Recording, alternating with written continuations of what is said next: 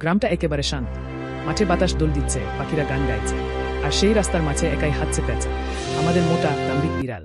তার গলায় টাক্কে লাল ফিতা, যেন সেই এই গ্রামের রাজা। হঠাৎ করেই গোটা গ্রামে হুলস্থুল।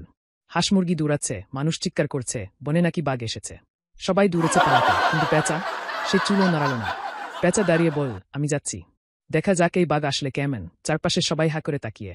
এই মোটা বিড়ালটা কি পাগল নাকি বীর? রাত তখন গভীর। পেঁচা ধীরে ধীরে ঢুকে পড়ল অন্ধকার জঙ্গলে। পাতার শব্দ, রাতের পোকাদের ডাক, আর দূরে কে যেন তাকিয়ে আছে। দুটি জল ঝুলে চোখ।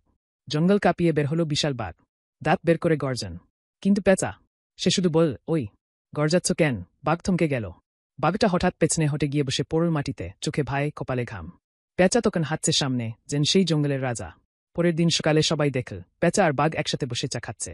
চায়ের কাপ হাতে বাঘ মামা, আর পেঁচা ফিতা নাড়িয়ে বলছে, আমি বলেছিলাম না ভাই নাই। পরে জানা গেল এই বাঘ ছিল সার্কাস থেকে পালানো, গর্জন জানে কিন্তু সাহস নাই। আর পেঁচা, এখন সবাই তাকে ডাকে পেঁচা ভাই, বাঘ তাড়ানো সাহসী বিড়াল।